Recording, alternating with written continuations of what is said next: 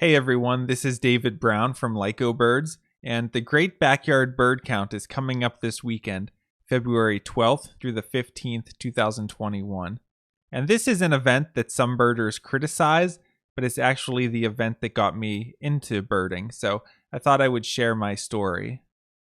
The reason that some birders criticize the Great Backyard Bird Count is that you have a lot of beginners entering data that is going into the eBird database, and they think that the data isn't very good because either from people misidentifying or not counting correctly.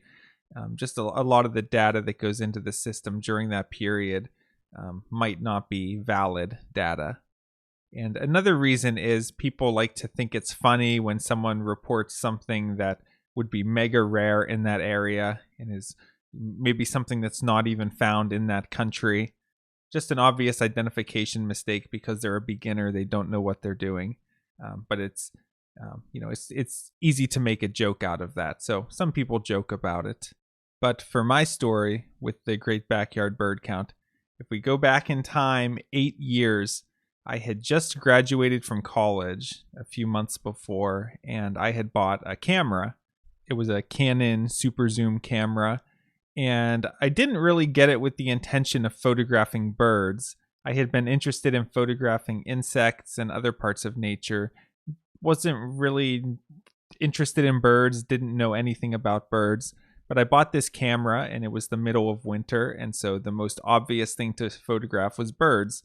So I had started just photographing some of the birds I saw in my yard and around my house.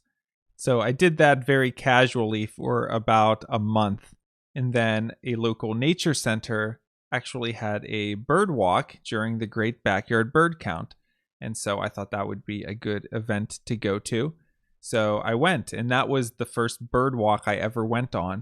And I remember we went in the nature center first and looked out on the bird feeders and saw the different kind of birds. I remember that was the first time I had ever knowingly seen an American goldfinch. I mean, that's how much of a beginner I was.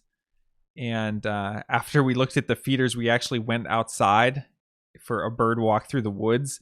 And we walked like a mile and didn't see a single bird.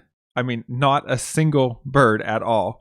I think the leader said, I think I hear some bluebirds over there. But I didn't see a single thing. But since it was part of the Great Backyard Bird Count, I went home and I made an account and I entered some data in.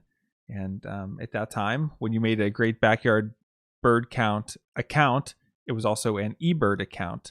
And so I just kept entering in data and began to get more interested in birds. And it went from what can I see at my house to what if I go to the local duck pond?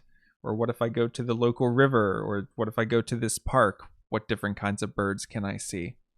And so just as time went on, I was entering my data into eBird and trying to find new species. And for the first year, it was kind of slow. I wasn't involved with a local club. I didn't have any mentors. I was just doing it casually on my own.